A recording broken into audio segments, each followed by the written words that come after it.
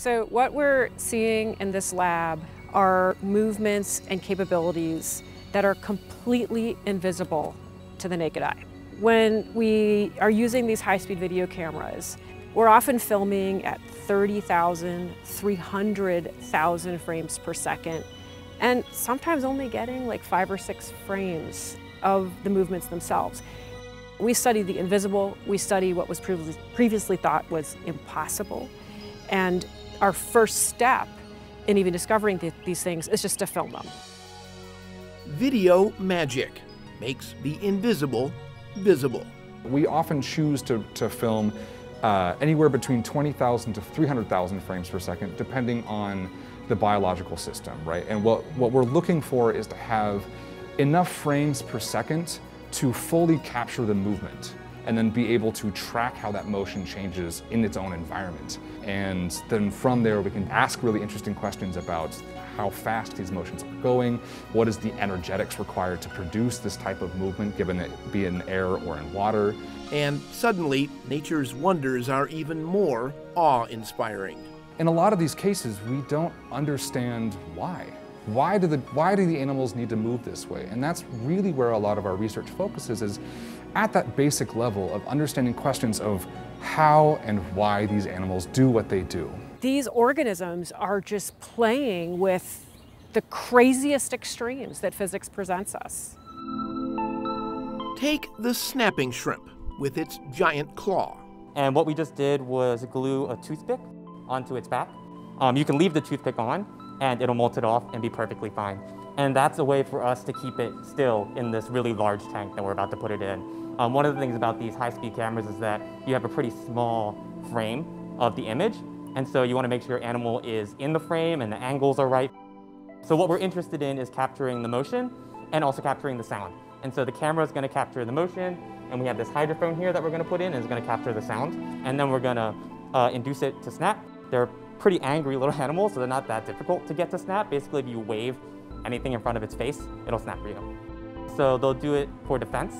Predators that might be coming in trying to eat them. They'll also do it fighting each other, so they'll compete over mates, they'll compete over burrows. Now watch and listen. The hydrophone records the snap, but what the high-speed camera captures is truly amazing. I got to admit, you could see the claw, but that water jet and all, or whatever that is, what is that? That is cool. It's very cool. So for a long time, people had no idea there was this water jet bubble forming. And what it is that if you look on the top of the claw, there's this little tooth. It kind of sticks down and around. And right on the bottom of the claw, there's a hole that it fits into. And so when the shrimp closes its claw really fast, basically what it does is shoot out this jet of water. And that moves at incredibly high velocities. It actually moves so fast that it drops the pressure behind the water to the point that it turns to water vapor. It's literally boiling it. It's moving so fast.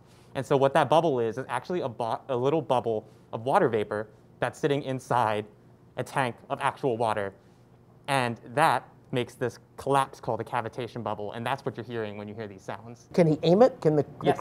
Okay. Yeah, they can aim it. And in really highly escalated fights, they'll actually shoot these bubbles at each other.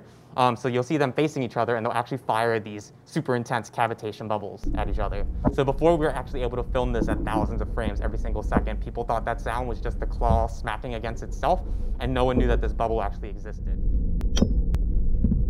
Remember, that sound is the cavitation bubble exploding.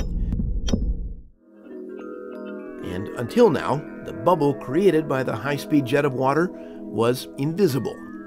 So what do you think as you're looking at that? How in the world did natural selection and evolution make a system for tiny little shrimp to literally boil water when they're fighting each other? It's a violent intersection of material science, physical science, stored energy, acceleration, and fluid dynamics, all mastered by a tiny crustacean. How do you put those together to do these extraordinary things? We don't know. Biology, there's so many pieces where we have no idea. And to me, that's just absolutely thrilling, you know? That there's so many things we're like, yeah, don't know how that one works. Let's go try to figure it out. You could call the tiny critters photographed by the lab the superheroes of the natural world. And I think it's a really interesting question of why did it evolve this way, and why is evolution selecting for this, or maybe it's not selecting and it's just totally random. So I've spent actually much of my career grappling with that question. Is this important? And so I really have a bunch of answers to that. One is this piece that I think most people immediately grasp onto, which is we could build better devices. If you discover a hammer, a biological hammer like mantis shrimp have, that can break through a shell that's considered like one of the hardest to break materials ever, then you can build lightweight fracture-resistant materials. They exist now on the market, completely from the discoveries that we made from mantis shrimp. I think that makes a lot of logical sense. Okay, we're studying these, now we have better products. I think on the other end of the spectrum, there is massive inherent value in new knowledge. What do we know? What is the scope of what we even know? Thanks y'all for watching this video, and if you want more where that came from, check out our channel, Sci and C. Stick around.